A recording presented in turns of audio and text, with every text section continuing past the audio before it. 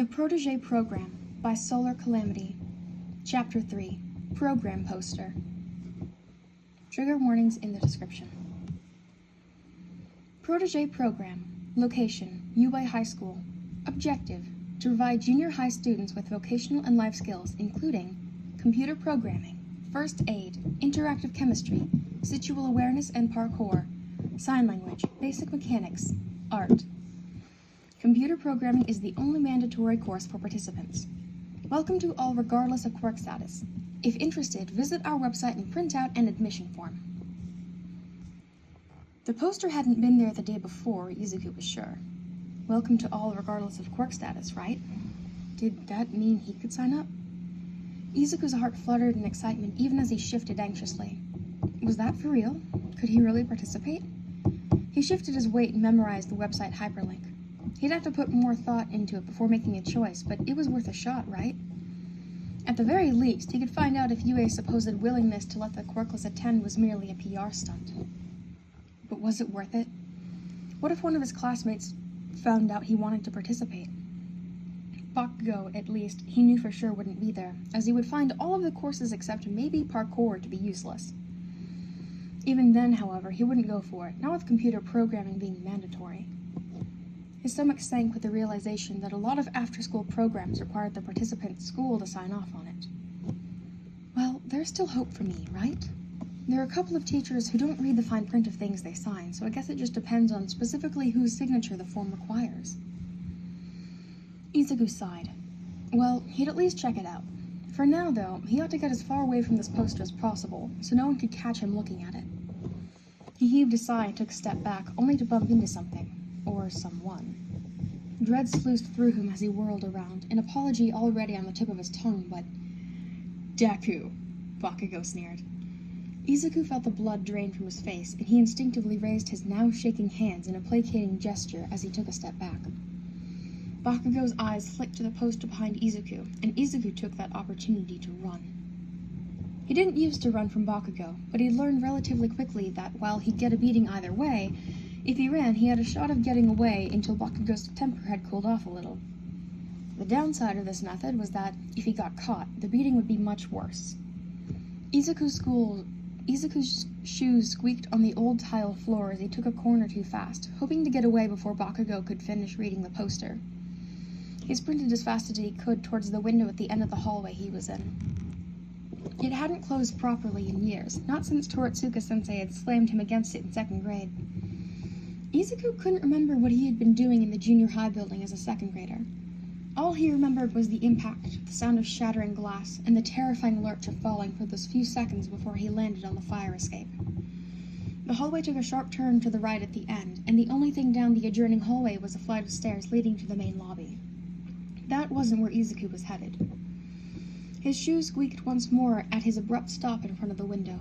The sound of twin explosions echoed from the hallway Izuku had just exited, covering the sound of him wrenching the window open. He hoisted himself up on the windowsill and shimmied out sideways, dropping onto the fire escape outside.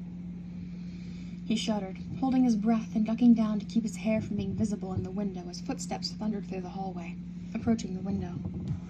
Bakugo's scream of "Deku!" turned Izuku's blood to ice water in his veins, and his barely there muscles locked up, his breath catching in his throat as Bakugo neared the window.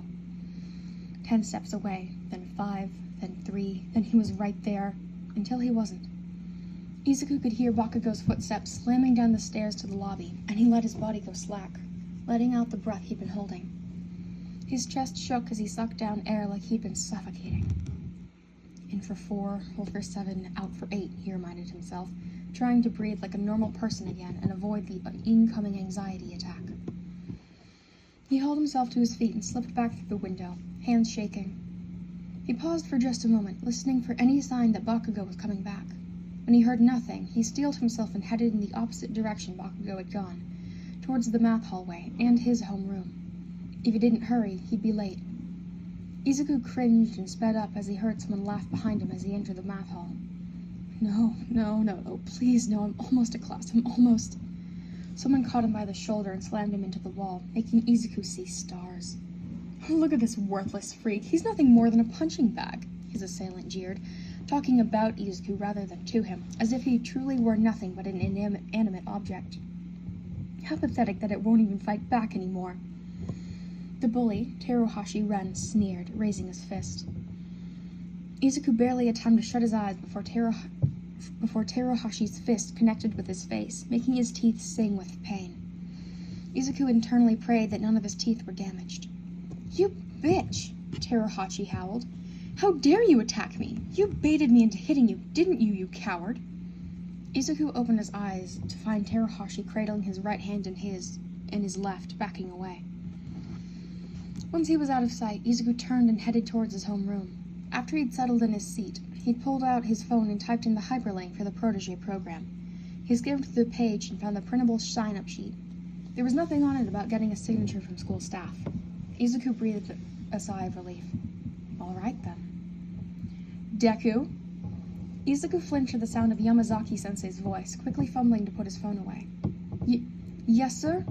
He looked up, already bracing himself. Yamazaki-sensei was already approaching his desk with a small gray box in hand. Oh. Izuku knew what that meant. All in all, not the worst punishment available. It wasn't even close to it, really. But still, to have to start this early in the school day? Izuku forced down a cringe. "Deku, clean up your desk immediately. It is entirely disrespectful of you to get blood in it. Don't you know that is not your property?"